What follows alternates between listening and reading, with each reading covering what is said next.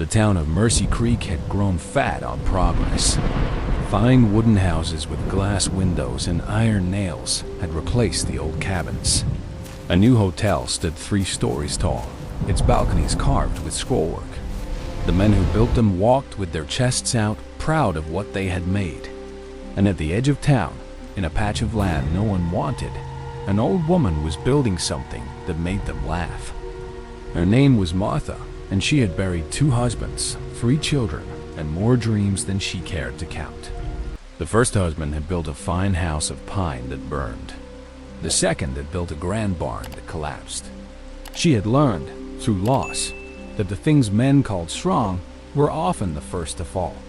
So now, at 73, she was building for herself, and she was building the old way. She gathered straw from the fields after the harvest, what the farmers left behind.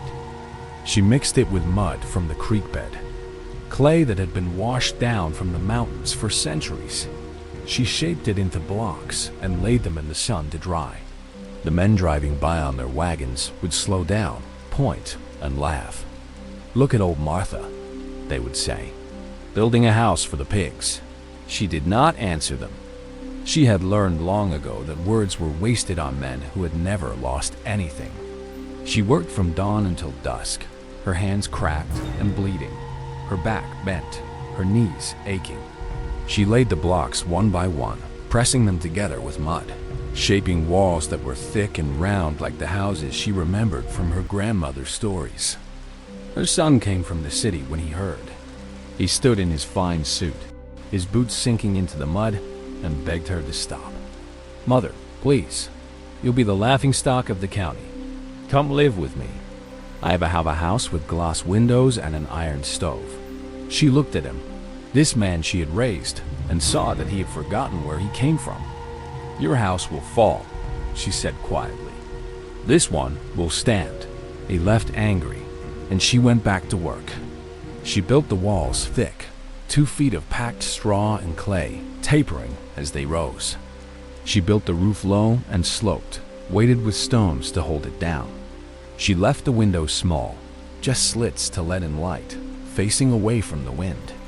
The townsfolk came to watch, to point, to laugh. She worked on, her hands steady, her eyes fixed on what she was building. The roof went on in the autumn, just before the first frost. She had used timbers from the old barn, the one her second husband had built, the one that had stood for 30 years before the wind took it. She laid them close, bound them with leather, covered them with more straw and mud, and finally, a layer of sod.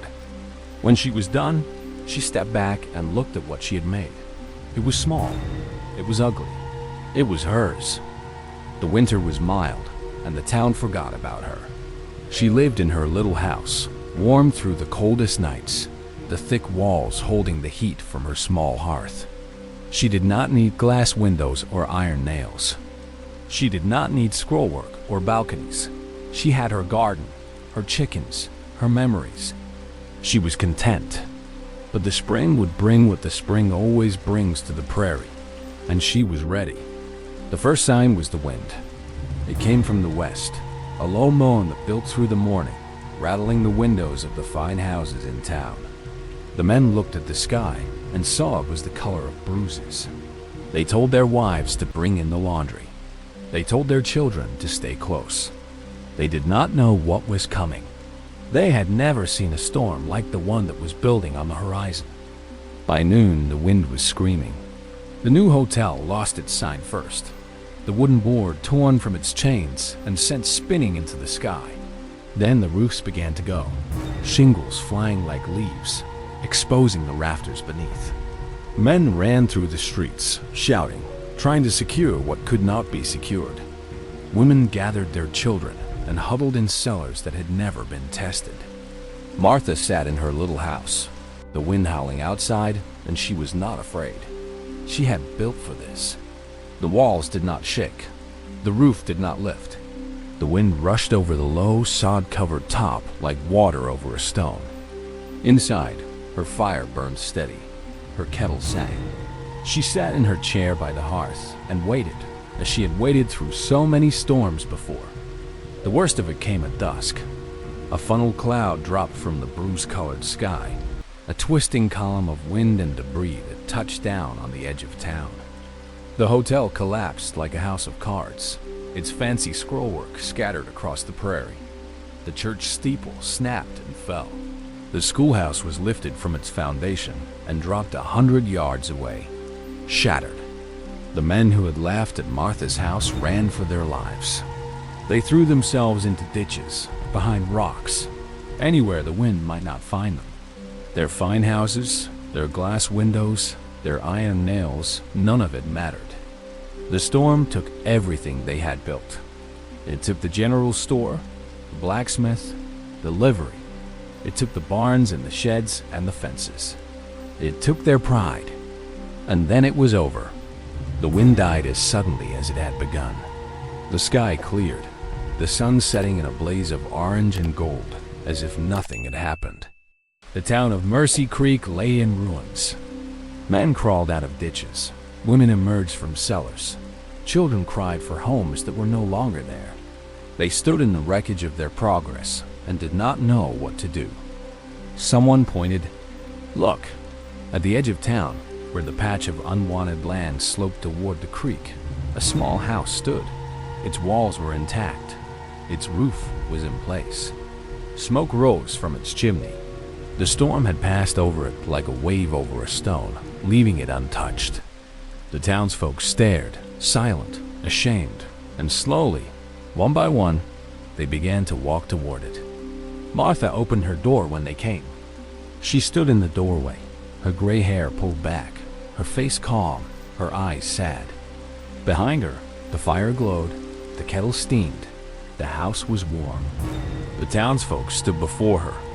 These men who had laughed, these women who had whispered, these children who had pointed. No one spoke. There was nothing to say. She fed them.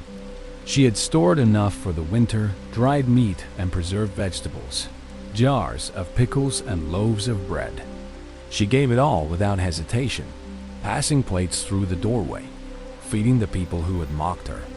Some cried as they ate. Some tried to thank her. She waved their words away. "Eat," she said. "There's work to do tomorrow." The next morning, she walked through the ruins of the town. She stopped at the collapsed hotel, the shattered church, the broken school. She stopped at the house her son had wanted her to live in, the one with glass windows and an iron stove, now a pile of splintered wood. She bent down and picked up a single brick from the rubble. "Build with this," she said to the men standing nearby. "It will last longer than wood." They rebuilt Mercy Creek, but they built differently. They used stone where they could, brick where they had it. They built their walls thick and their roofs low. They remembered the little house at the edge of town, the one that had stood when everything else fell. And when men from other towns came to see the new construction, the people of Mercy Creek would point toward the old woman's house and say, "She taught us." Martha lived another 10 years in her little house.